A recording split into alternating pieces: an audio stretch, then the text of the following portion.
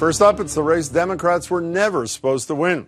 And while this past Tuesday's special election in Pennsylvania is still too close to call, the outcome seems to be pointing to that reported blue wave in this year's midterms. Democrat Conor Lamb, he's a former prosecutor and Marine, still holds a razor-thin 0.2% lead over Republican Rick Saccone, a state lawmaker and veteran as well. And with the New York Times reporting there are only about 500 provisional, military, and absentee ballots left to count, it's looking like Lamb's upset is secure. The race took place in a district of suburbs and rural areas outside Pittsburgh, one Donald Trump won in 2016 by, and I know you know this, nearly 20 points. Lamb was widely seen as a moderate Democrat who even backed some conservative positions on guns and said he'd vote against Nancy Pelosi. And Trump, never one to admit defeat, even after supporting the losing candidate, somehow found a way to take credit for Lamb's win, telling a crowd at a private fundraiser, "He ran on a campaign that said very nice things about me. I said, is he a Republican? He sounds like a Republican to me." The Lamb victory, of course, is taken by Trump opponents as a sign that something larger is afoot. Last year, Democrats saw an upset in Alabama, a.k.a. Trump country, with the election of another moderate, Democrat Doug Jones, who beat accused child molester Roy Moore for the Senate seat. So, is there a unifying message for Democrats this November other than they're not Donald Trump? Joining me are Emily Cherniack. She's the founder and executive director of New Politics. She helped recruit veterans like Congressman Seth Moulton to run for public office, and she supported Conor Lamb. Congratulations on that. Thanks. And Nadeem Mazen is a former city councilor in Cambridge and part of Bernie Sanders' Our Revolution movement. Nadeem, it's good to see you. A Globe columnist today said, after Lamb, it's not a blue wave, a tsunami in the midterms. Do you share that perspective? Yeah, I mean, look, I think what Conor Lamb's race showed was that if you put candidates that are servant leaders, they put the country first, they can cross party lines and really be about communities, and they can win. Wasn't Saccone a servant leader, too? He was a veteran. That's true, but I think Conor represents a new generation of these leaders, Iraq and Afghanistan war veterans, who really frame the messaging around country first and service. Nadeem, is this a tsunami or a wave coming, or is it that Roy Moore was the perfect Republican to run against and Conor Lamb was the perfect Democrat to run in southwestern Pennsylvania? Might it not be the latter? You know, I want it to be a blue wave. I want it to be a blue tsunami. And I think it can be if we're engaging the Democratic base thoroughly, especially minority and millennial voters who tend to be the bellwether for a lot of difficult districts. What I'm afraid of is this is how it sounded in the later stages of 2016. People were saying it's going to be huge. We're going to take Georgia. We're going to do all the things. And I'm saying we need to be very careful, because if I'm a Republican right now, this makes me very comfortable. Please get comfortable. Don't turn out. Don't tell your neighbor, because it's going to be a wave. And then what's going to happen? Something dangerous. Well, I thought you were going to say you were concerned about something else. Let me. There are parallels, I think you can say, between Lamb and Jones' politics. And surely they're not your grandfather's liberal, and they're not Bernie Sanders or Elizabeth Warren's either. Jake Tapper tweeted today from CNN. He was responding to Republicans like Donald Trump, saying that he essentially was a Republican. And here's what he said in part. It's more complicated than this. Given Lamb's stated personal opposition to abortion, a campaign ad featuring him with an AR-15, opposition to Pelosi, and restraint on criticizing POTUS, but also it's ridiculous for anyone to claim Lamb ran as a Republican. Does this not make you nervous? This is not a Bernie Sanders kind of Democrat who you tell me every time you're here is the way into the future.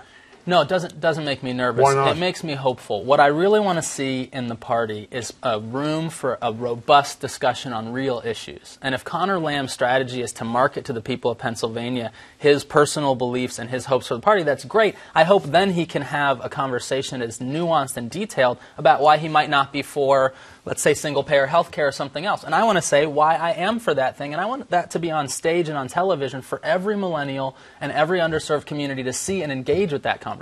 You know, it's a lot of Democrats praise every minute the Parkland kids as well. They should. Do you think a Parkland kid, when they saw Conor Lamb holding an AR-15 in an ad, was feeling good about the future of the Democratic Party if it is Conor Lamb and others, Emily?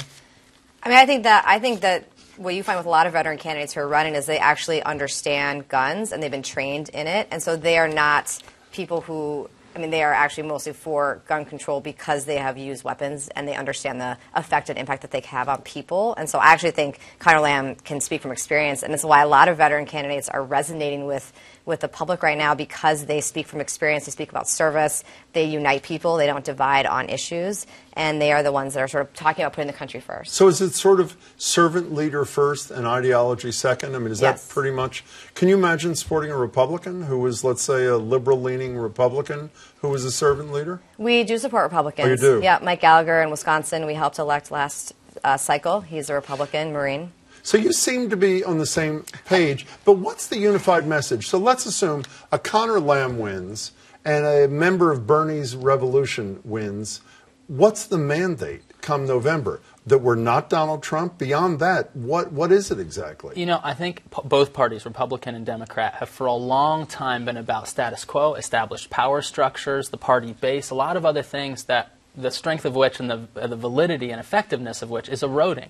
And so what I want to see is a circling of the wagons around outreach, around engagement, around debate. Surely there will be a set of platform planks that emerge for the party in 2018 and in 2020. But I just want to make sure that half of them aren't being thrown out before my friends and my voters and millennials all over the country get a chance to hear them. But is it, beneath that, is it unfair to say to Nadeem that you're saying anybody opposes Donald Trump that has a D after his or her name, I can live with? Is that not where you're going? It's not. And let me get more detail. You think detail. Bernie Sanders is there, by the way? Pardon me? You think Bernie Sanders is in that spot?